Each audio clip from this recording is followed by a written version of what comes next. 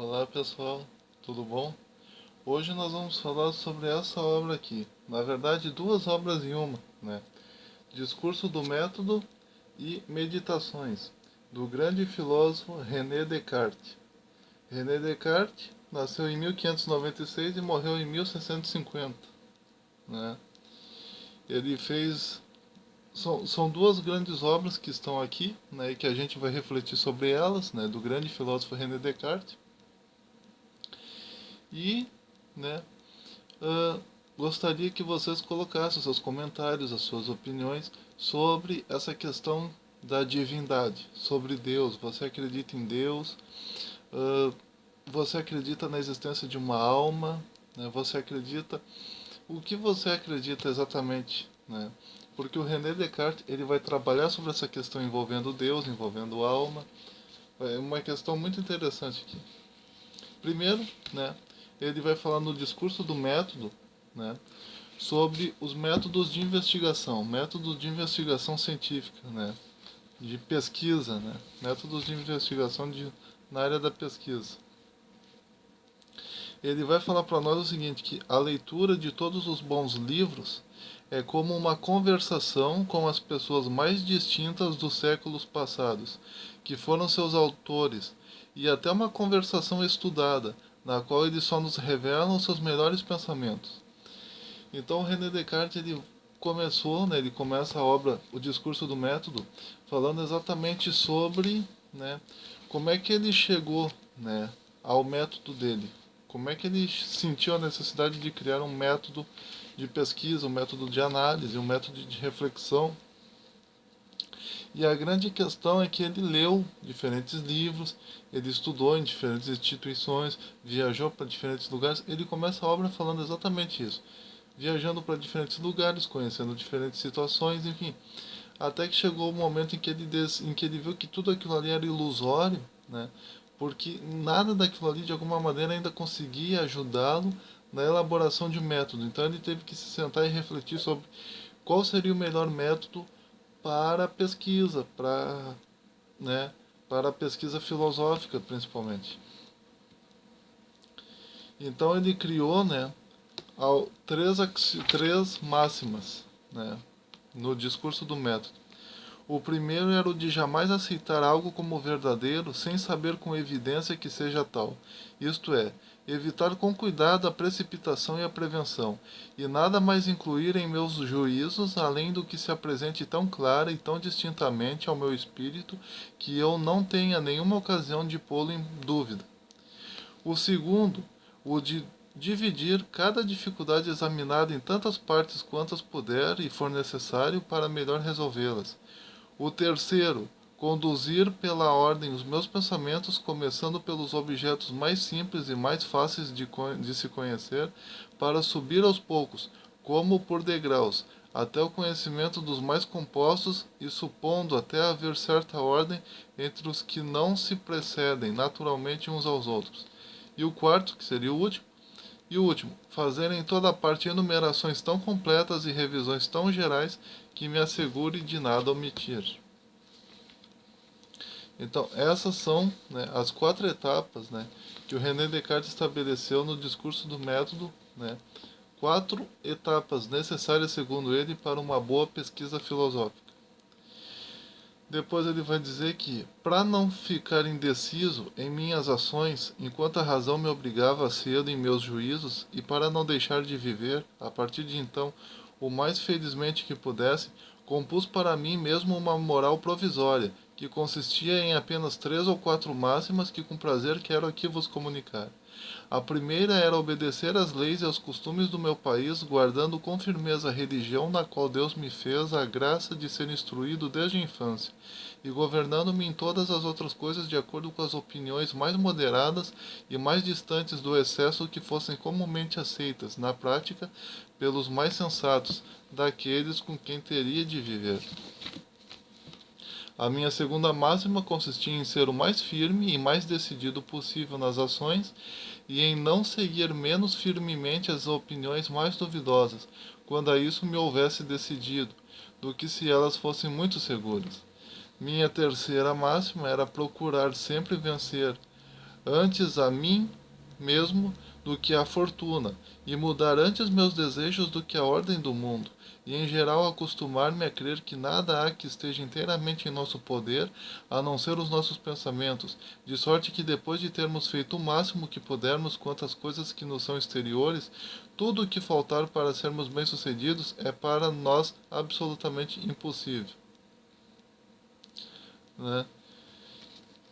Então, além dos métodos de pesquisa, né, de René Descartes, os métodos cartesianos de investigação, podemos assim dizer, investigação filosófica, além do método cartesiano de investigação filosófica, René Descartes também estabeleceu uma moral cartesiana, né, de alguma maneira. E a terceira máxima, né, que era procurar, de alguma maneira, vencer a mim mesmo, né, vencer antes a mim mesmo do que a fortuna, tem a ver com aquela antiga ideia de Epicuro, né, de você não ficar desejando muitas coisas, de você se alegrar e se contentar com aquilo que você já possui, e de você de alguma maneira tentar aperfeiçoar, né, a si mesmo antes do que tentar aperfeiçoar o mundo no qual você faz parte. Né? Isso é uma coisa que eu achei bem interessante. Depois ele vai dizer o seguinte: mas o que faz que muitos estejam convencidos de haver dificuldade em conhecê-lo e também em conhecer o que é a sua alma, é que eles jamais elevam o espírito além das coisas sensíveis e estão tão acostumados a nada considerar, a não ser imaginando-o, que é uma maneira de pensar particular das coisas materiais, que tudo que não é imaginável lhes parece não ser inteligível. O que fica bastante manifesto pelo fato de que até os filósofos têm por máxima nas escolas que nada há no entendimento que antes não tenha estado no sentido, onde porém é certo que as ideias de Deus e da alma jamais estiveram, e me parece que os que querem valer-se da imaginação para compreendê-las fazem o mesmo que se para ouvir os sons ou sentir os odores quisessem servir-se dos olhos.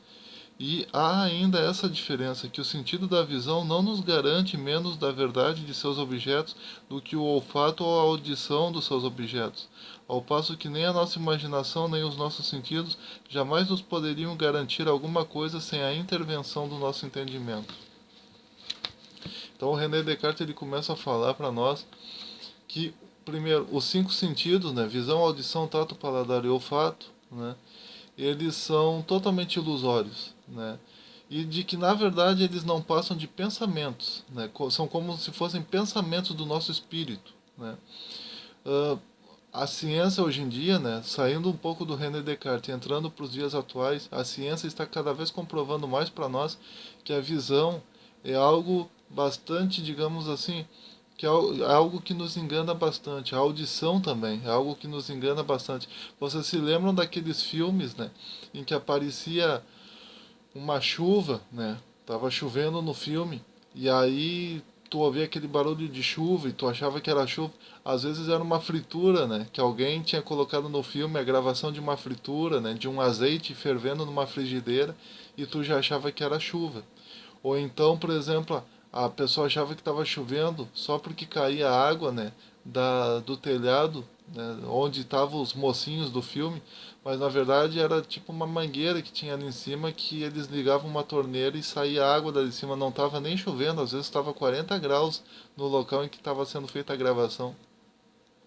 E isso é uma prova, os filmes, de alguma maneira, eles são uma prova de como a nossa visão e a nossa audição são enganosos. Então, aqueles que dizem, né, eu acredito só naquilo que eu vejo, né, hoje em dia, né, desde René Descartes, vejam que René Descartes ele é um filósofo muito à frente de seu tempo, porque o René Descartes ele já estava começando a questionar a credibilidade dos cinco sentidos, né? Antes de haver a física quântica, antes de haver os tipos de física que existem hoje em dia, né? Antes das descobertas científicas que estão sendo feitas hoje em dia, né? Que nos mostram o quanto é ilusório os cinco sentidos. Né? O próprio conceito de som, hoje em dia, se sabe que não existe som, né? Que o que existe é a vibração das moléculas de ar, né? Que vão vibrando até chegar perto das moléculas de ar, vão vibrando, e à medida que vão vibrando, vão encostando nas outras, e vão vibrando de uma para outra, de uma para outra, até chegar perto das moléculas de ar que estão perto dos tímpanos e fazer os tímpanos vibrar. E aí os tímpanos, né, vibram, e aí dá tipo uma comunicação dos nervos em relação ao cérebro, e aí o cérebro interpreta aquele impulso elétrico, né, dos nervos como som. Então o cérebro é que cria o conceito de som. O som nada mais é do que um pensamento. Só que o que hoje em dia nós consideramos como cérebro, o René Descartes considerava como espírito, né? Então, sim, já foi comprovado cientificamente que a audição nada mais é do que um pensamento, que a visão nada mais é do que um pensamento, que a visão e a audição são sentidos mais criados pela nossa mente do que pelo nosso corpo. São mais pensamentos, né, sensoriais do que sentidos do nosso corpo propriamente dito. Depois o René Descartes, então vocês veem que o René Descartes ele é um filósofo muito à frente do seu tempo, né? Muito à frente do seu tempo mesmo. Depois o René Descartes ele vai fazer para nós, né, algumas meditações, né? Antes de ler as meditações, aqui eu vou ler mais um trecho aqui dele que diz assim, ó: demorei-me aqui um pouco sobre o tema da alma, porque é um dos mais importantes. Depois do erro dos que negam Deus, o qual julgo ter suficientemente refutado mais acima, nenhum há que mais afaste os espíritos fracos da reta via da virtude do que imaginar que a alma dos animais tem a mesma natureza que a nossa, e portanto que nada temos a temer ou esperar depois da vida, como as moscas e as formigas. Ao passo que, quando sabemos o quanto elas são diferentes, compreendemos muito melhor as razões que provam ter a nossa alma uma natureza completamente independente do corpo e, por conseguinte, não estar sujeita a morrer com ele. Depois, como não vemos outras causas que a destruam, somos naturalmente levados a julgar que ela é imortal. Então, o René Descartes ele dizia o seguinte, que do ponto de vista lógico, é mais fácil tu provar que tu tem um espírito e que tu é um espírito, que tu é uma alma, do que provar que tu tem um corpo.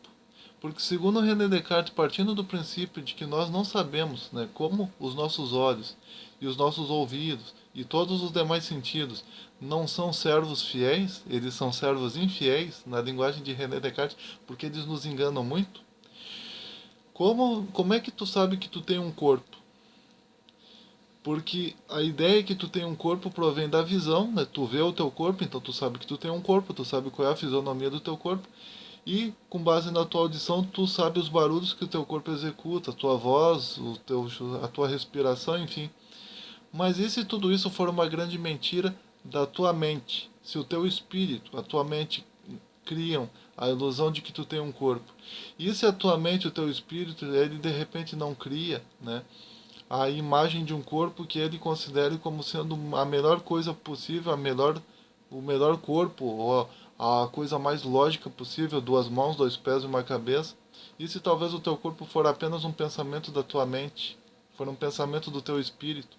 Antes que alguém diga, ah, a mente é igual a cérebro. Não nos esqueçamos que tem muita gente que questiona até que ponto o nosso cérebro de fato cria a nossa consciência e a nossa mente. Porque a cada 7 anos o nosso corpo por inteiro ele se renova.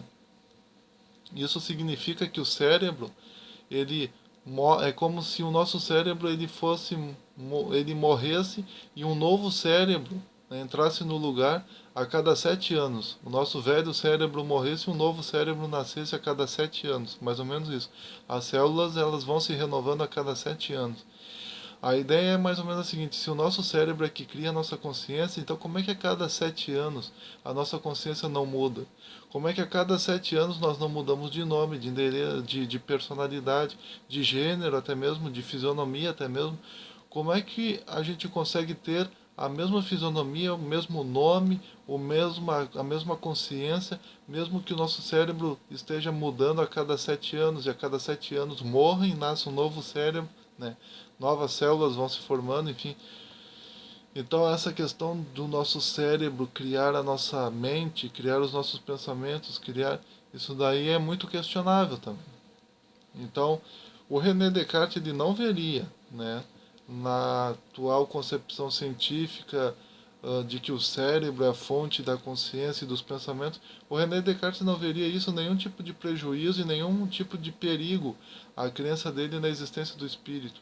Ele diria que o cérebro nada mais é do que o mecanismo que o espírito se utiliza para se comunicar com o corpo, na melhor das hipóteses, e que talvez não seja nem o cérebro o verdadeiro responsável pela consciência, mas sim o espírito, e que talvez o cérebro tenha talvez uma função até mesmo secundária. Então o René Descartes certamente não daria muita bola para a questão do cérebro. Ele continuaria batendo o pé e teimando e falando acerca da existência do espírito, né? De que nós somos o espírito. Mais tarde ele vai chamar esse espírito de coisa pensante e dizer que nós somos uma coisa pensante e que possuímos um corpo, na melhor das hipóteses, né? Depois ele vai falar para nós sobre as 6 meditações, né? As 6 meditações de René Descartes. E aí já estamos entrando mais a fundo na obra Meditações de René Descartes, né? Primeiro, a primeira meditação: razões pelas quais podemos duvidar, em geral, de todas as coisas, e em particular das coisas materiais.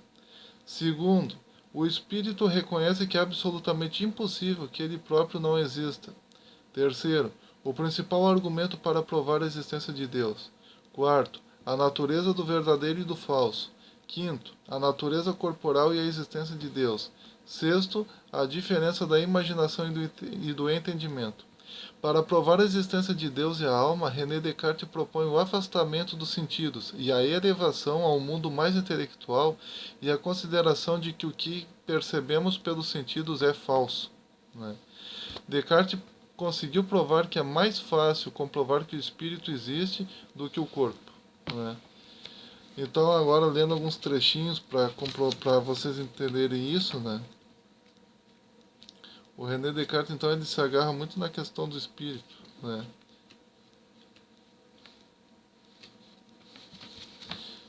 Bom, analisando mais a fundo isso daqui, o René Descartes ele diz o seguinte: tudo o que aceitei até hoje como mais verdadeiro e seguro, eu o aprendi dos sentidos, ou pelos sentidos.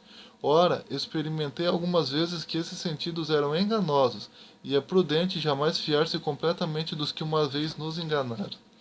Então aqui o René Descartes vai dizer para nós que os 5 sentidos, visão, audição, tato, paladar, olfato, eles nos enganam, né? Mas como saber se não haverá alguma outra coisa diferente das que acabo de julgar incertas, sobre a qual não se possa ter a menor dúvida? Não haverá algum Deus ou alguma outra potência que ponha em meu espírito os pensamentos? Isso não é necessário, pois talvez eu seja capaz de produzi-los por mim mesmo. Eu, pelo menos, não serei alguma coisa? Mas já neguei que eu tivesse algum sentido ou algum corpo. Hesito, porém, pois que se segue daí, sou tão dependente do corpo e dos sentidos que não possa ser sem eles, mas me convenci de que não havia absolutamente nada no mundo. Não havia nem o céu, nem uma terra, nem o espírito, nem o corpo. Não me convenci então de que eu não era? Longe disso. Eu sem dúvida era, se me convenci ou simplesmente se pensei alguma coisa. Mas há não sei qual enganador muito poderoso e muito astuto que emprega toda a sua indústria em sempre me enganar. Não há, portanto, dúvida de que sou, se ele me engana, e pode ele enganar-me quanto quiser, jamais poderá fazer que eu não seja nada, enquanto eu pensar ser alguma coisa. Assim, depois de bem pensar sobre isso, e de ter atentamente examinado todas as coisas, cumpre finalmente concluir e ter como certo que esta preposição, eu sei, eu sou, eu existo, é necessariamente verdadeira todas as vezes que eu a pronuncio ou a concebo no meu espírito. Tá? Então, isso daí é uma coisa interessante que o René Descartes vai começar a fazer, né? Você se lembra daquela famosa frase, né? Cogito ergo sum, né? Penso, logo existo. A ideia do René Descartes do penso, logo existo, né? Criada por ele mesmo, é mais ou menos a seguinte, né? Não é que, né, tem muita gente que diz, ah não, a frase do grande filósofo ele dizia que só enquanto a gente está pensando a gente existe. Não, não tem nada a ver. Geralmente as pessoas usam muito essa frase de maneira incorreta, né, para expressar a ideia de que você tem que pensar para você existir. Se você não pensar, não tiver ideias próprias, você não existe. Não, não tem nada a ver.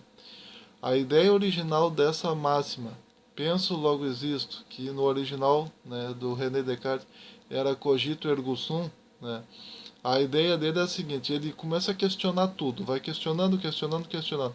Como eu já disse, ele não acreditava nos 5 sentidos, consequentemente ele acreditava que o mundo talvez fosse uma grande ilusão produzida pela mente dele, Talvez a minha mente talvez esteja nesse exato momento produzindo a imagem do mundo visível que eu tenho. Talvez o mundo visível que eu tenho nem exista. Talvez seja tudo fruto da minha imaginação. Talvez as pessoas que eu converso não existam. Talvez as pessoas com as quais eu me interajo talvez não existam. Talvez a minha própria família, digamos assim, os próprios familiares, irmãos, tios, enfim, tudo isso, talvez nada disso exista. Talvez tudo isso seja fruto da minha imaginação. Chega um momento em que o René Descartes começa a questionar até mesmo se a realidade dos sonhos é a verdadeira realidade ou se a realidade da vigília é a verdadeira realidade. Ele começa a se basear na ideia de causa e consequência. Ele diz: se a realidade dos sonhos fosse de fato a realidade verdadeira, então tudo o que acontecesse nos sonhos teria uma consequência. Por exemplo, no sonho, eu posso me imaginar que eu estou me atirando de um prédio e ao invés de eu morrer, eu simplesmente me acordo, né? Ou acontece alguma outra coisa assim. Os sonhos, eles não obedecem uma lógica. Então, na opinião de René Descartes, uma vez que Deus tenha criado todas as coisas, Deus criou todas as coisas com lógica. Então, essa é a única prova que nós temos de que o mundo dos sonhos, que é aquele mundo que a gente tem quando a gente está dormindo, não é a verdadeira realidade, que a verdadeira realidade é quando a gente está acordado, ou seja, na vigília. Porque a realidade da vigília obedece o sistema de lógica e o sistema de causa e consequência. Nesse mundo real, tudo aquilo que eu faço tem alguma consequência. Agora, no mundo dos sonhos, aquilo que eu faço nunca vai ter consequência nenhuma. Eu vou poder levantar voo, sair voando assim do nada, comer um cachorro quente feito de tapete, enfim, sabe, coisas totalmente malucas. O fato dessa realidade aqui ser lógica e a realidade dos sonhos ser ilógica é a prova de que a realidade dos sonhos não existe, é apenas imaginação, e que essa realidade aqui ela está mais perto de existir do que a realidade dos sonhos. Tá? E aí, como o René Descartes ele começa a questionar tudo, até mesmo se ele existia, ele chega nesse nível, né? Será que eu existo? Será que talvez eu também não seja fruto da imaginação de alguma outra pessoa, né? Aí, em determinado momento, ele diz: tá, mas se eu penso, se eu conheço as coisas, se eu consigo estudar, se eu consigo pensar por mim mesmo, uma vez que eu pense, né, que eu tenha habilidade de pensar, uma vez que eu tenha consciência de mim mesmo, consciência de onde eu estou, consciência da comida que eu como, consciência, uma vez que eu sei que eu existo, né? E isso é a única prova que eu tenho de fato de que eu existo, né? Então, a grande máxima, eu penso, logo eu existo, né, cogito ergo sum, do René Descartes, poderia ser muito bem interpretada da seguinte maneira: eu tenho consciência porque eu existo, né? Só aquilo que existe tem consciência de si mesmo. Só aquilo que existe sabe que existe. A prova que eu existo é que eu sei que eu existo, é que eu estou me comunicando com você. Essa é a prova que eu existo, né? Então não preciso de mais provas além dessas. E aí, em determinado momento, ele vai dizer o seguinte: mas enfim, eis-me aqui, imperceptivelmente de volta aonde queria, pois uma vez que agora me é algo manifesto que os corpos mesmos não são propriamente conhecidos pelos sentidos ou pela faculdade de imaginar, mas unicamente pelo entendimento, e não são conhecidos por serem vistos ou tocados, mas somente por serem entendidos ou compreendidos pelo pensamento, vejo claramente que nada há que me seja mais fácil de conhecer do que o meu espírito. Mas, já que é difícil abandonar tão prontamente uma opinião à qual nos acostumamos de longa data, será bom que eu me detenha um pouco aqui, para que, pela extensão da minha meditação, imprima mais profundamente na minha memória esse novo conhecimento. Então, René Descartes ele diz o seguinte, né? O pensamento é a única faculdade do espírito. Talvez o meu próprio corpo seja um pensamento. Talvez os meus próprios sentidos sejam pensamentos. Talvez a própria realidade em que eu habito seja um pensamento da minha mente, ou seja, do meu espírito. Então, tem mais chances do meu espírito existir do que do meu corpo existir, né? Porque tudo que eu faço, tudo que eu falo, tudo que eu sinto, na verdade são pensamentos do meu espírito. A própria realidade, no fundo, é, em sua grande maioria, um pensamento do meu espírito. Logo, há mais chance do meu espírito existir do que do meu corpo existir, né? Sem falar que o corpo é transitório e o espírito é perene, né, eterno.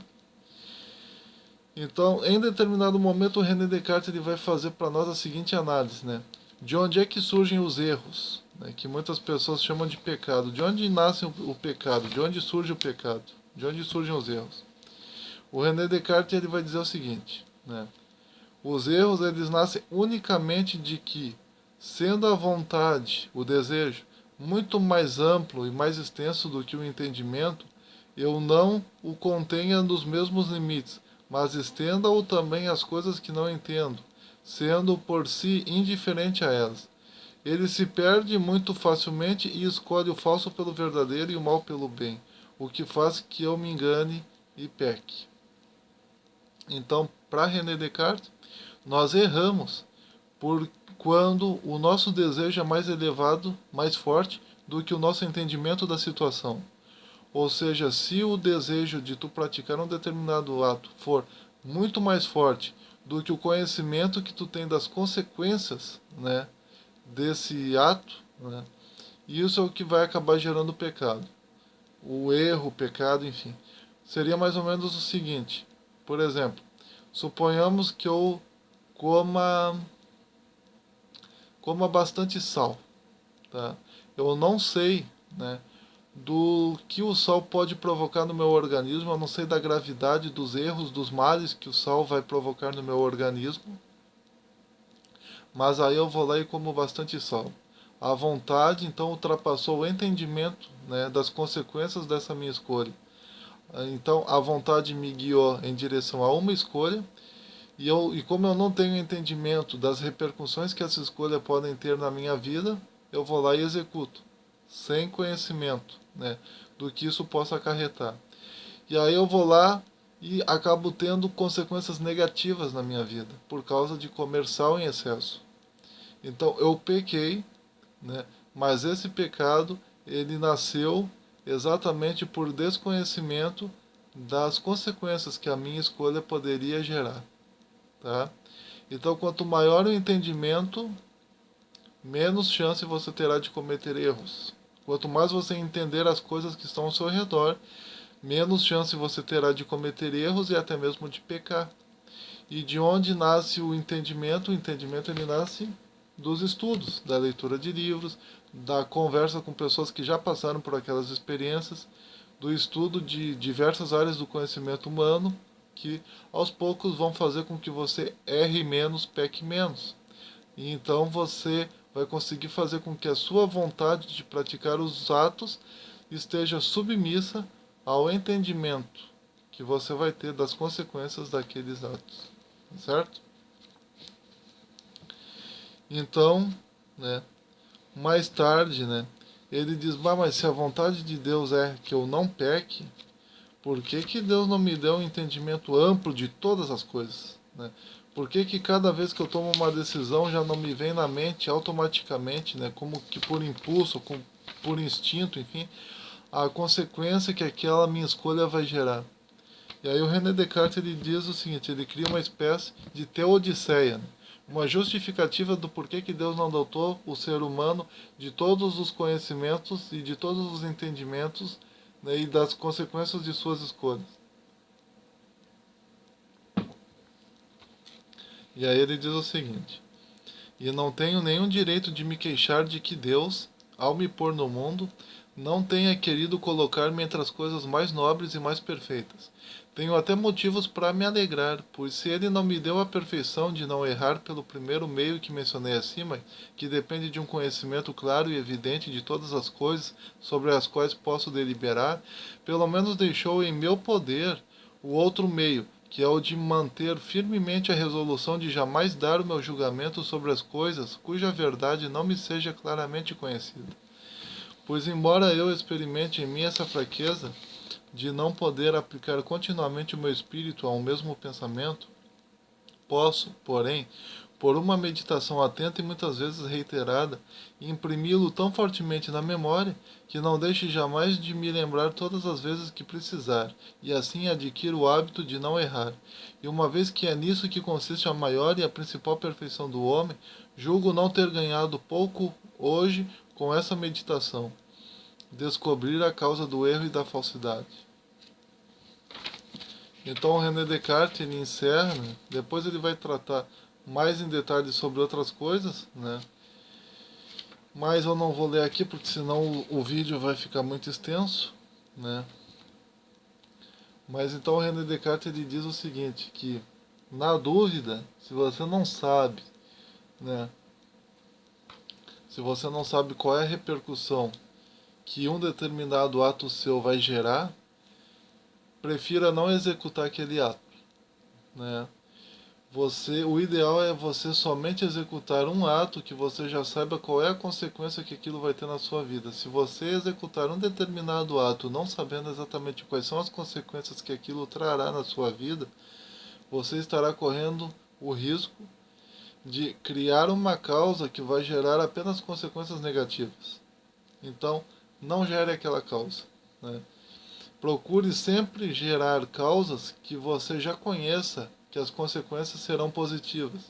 Procure gerar um ato, uma ação que você já sabe que a reação será apenas positiva, né? E isso vai impedir você de cometer novos erros, e isso vai fazer você viver uma vida mais tranquila, mais amena, mais serena, mais tranquila, né? Então, essas são apenas algumas ideias, tá? Eu só trouxe aqui apenas algumas ideias do grande filósofo René Descartes, dessas duas obras presentes dentro desse livro, né? As duas obras são Discurso do Método, de René Descartes, e Meditações, também do René Descartes. Então tá aí, pessoal. Mais uma grandíssima, grandiosa e fantástica obra do grande filósofo René Descartes. Lembrando que o René Descartes ele viveu na mesma época do escritor e filósofo Voltaire, que a gente já viu no vídeo anterior, né, que escreveu uma obra chamada Tratado sobre a Tolerância, né, que ele trabalha a questão da tolerância religiosa, que é algo muito interessante. Sugiro que vocês assistam esse vídeo nesse canal aqui, Amo Ler Livros de Tudo. E né, o Voltaire e o René Descartes viveram na mesma época. Então, dois grandes filósofos, dois grandes e fantásticos filósofos vivendo na mesma época, né? Na França, na mesma época, diga-se de passagem, né? Então, compartilhe esse vídeo, dê o seu joinha, se inscreva, né? Comente, né? Então, o meu muito obrigado a todos vocês, um forte abraço e até mais.